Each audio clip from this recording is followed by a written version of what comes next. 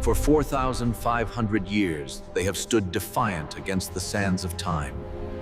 A monumental. Look closely at the blocks, each one weighing as much as 3 elephants, stacked with impossible precision. They had no wheels, no iron, no modern machinery. Yet, they moved 2.3 million of these blocks perfectly. The mystery is not just how they built them, but what technology allowed them to achieve such flawless engineering. This structure, taller than any building on Earth for nearly 4 millennia, is a riddle written in stone. The official story tells us of ramps and brute force, but the real, hidden truth. Consider this. The Great Pyramid is aligned to true north with an error of less than 5/100th of a degree. A coincidence? Or a deliberate act, connecting the structure not to the Earth? Archaeological evidence has given us clues, revealing the camps, the food, and the workers who toiled here. But still, the most fundamental question remains unanswered. How did they lift a mountain of stone with nothing but muscle and rope? The most accepted theory is the massive straight ramp.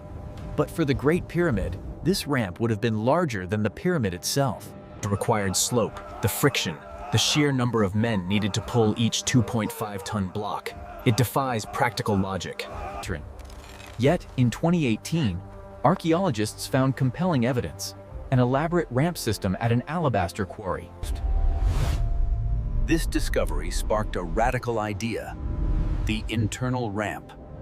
A spiraling. This system would solve the problem of space, but it introduces an even greater logistical nightmare, turning those enormous blocks in tight corners. Ancient ingenuity suggests complex pivoting mechanisms, using levers and counterweights to maneuver the blocks around each corner.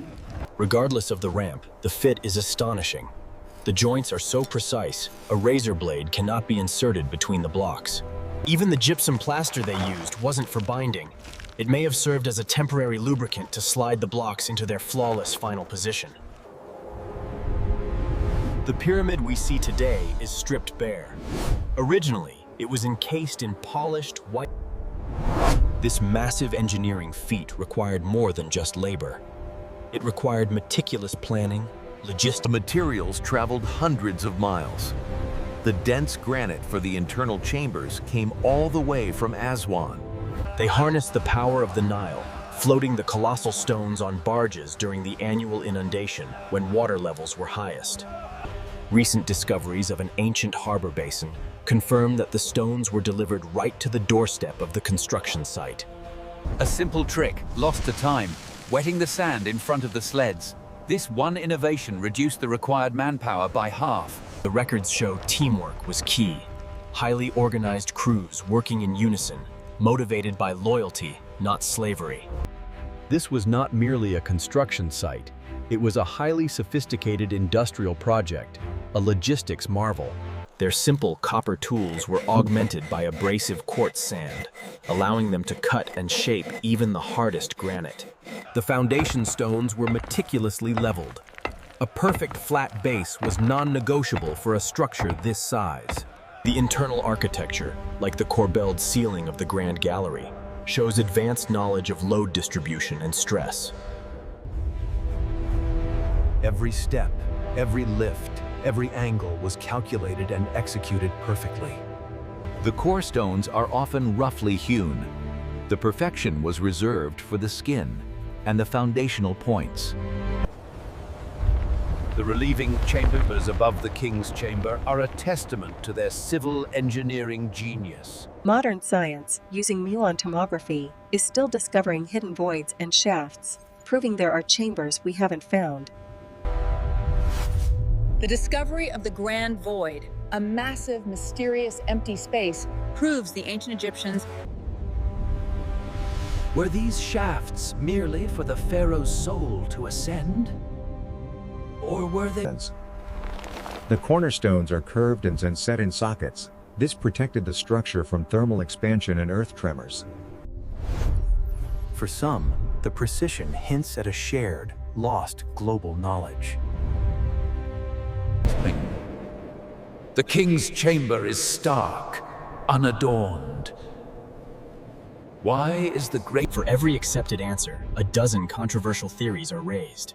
Was there a previous civilization? Was it built much earlier than believed? The core truth is this: the builders of Giza mastered earth, water, and sky. We have only scratched the surface of the Giza Plateau's secrets. The pyramids stand as a constant reminder of our own ignorance.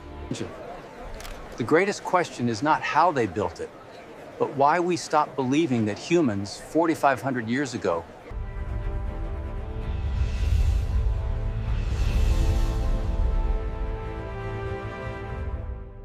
The quest for the truth continues, driven by the desire to understand the ambition of Pharaoh Khufu.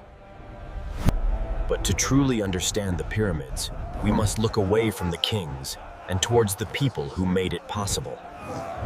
In our next video, we leave the monuments and descend into the workers' city, the lost homes of the men and women who toiled here. We'll explore the food, the healthcare, and the societal contract that fueled the construction of the Giza Pyramids. Click the video on your screen now to join us as we uncover the true story of the builders, not the pharaohs.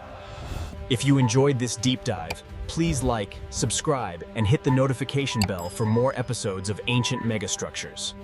Thank you for watching, and we'll see you in the next chapter of the Pyramid Mystery.